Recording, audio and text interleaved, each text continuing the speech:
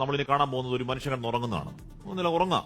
കോഴിക്കോട് ബീച്ചിൽ ഒരു മനുഷ്യൻ കിടന്നുറങ്ങുന്ന ദൃശ്യങ്ങളാണ്. അവിടെ പായ്ക്കകത്ത് കിടന്നുറങ്ങുന്നുണ്ട്. പാവം നല്ല പുതച്ചു മൂടി കിടന്നുറങ്ങുന്നത്. പക്ഷെ അതിലെ പ്രശ്നം എന്താ ചോദിച്ചു കഴിഞ്ഞാൽ ആ സൈഡില് പായലെ ഡിസൈൻ പോലെ സൈഡിൽ കാണുന്നതെന്ന് പറയുന്നത് ഉണക്കാനിട്ട് കഞ്ചാവ് ഉണക്കാനിട്ട് അതിന്റെ സൈഡിൽ കിടന്നുറങ്ങാണ് ചേട്ടൻ. വെള്ളയിൽ സ്വദേശി മുഹമ്മദ് റാഫി പിടിയിലാവുകയും ചെയ്തു. അപ്പൊ ആ ദൃശ്യങ്ങളാണ് പ്രേക്ഷകർ കാണുന്നത്. പുള്ളി ഒരു പുൽപ്പൊക്കെ അവിടെ വിരിച്ച് സുഖമായിട്ടാണ് ഉറങ്ങുകയാണ്. സൈഡില് നമ്മളില്ല കുരുമുളകൊക്കെ ഉണക്കാനിട്ടേക്കുന്ന പോലെ പേപ്പറിനകത്ത് കഞ്ചാവ് വിരിച്ച് ഉണക്കാനിട്ട് അവിടെ കിടന്ന് ഉറങ്ങിപ്പോയി.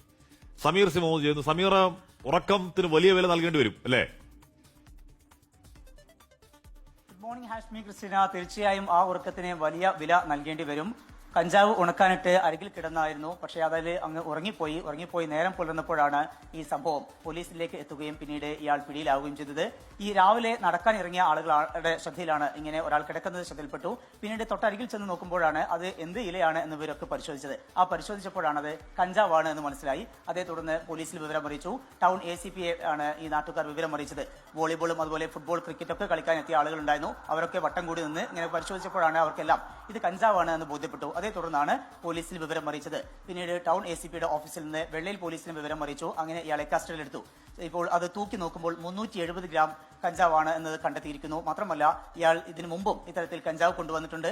കർണാടകയിൽ നിന്ന് കഞ്ചാവ് കൊണ്ടുവരികയും കോഴിക്കോട് വിവിധ ഇടങ്ങളിൽ എത്തിച്ചുകൊണ്ട് വിൽപ്പന നടത്തുകയും ചെയ്യുന്ന മുഹമ്മദ് റാഫി എന്ന വെള്ളയിൽ സ്വദേശിയാണ് ഇപ്പോൾ പിടിയിലായിരിക്കുന്നത്.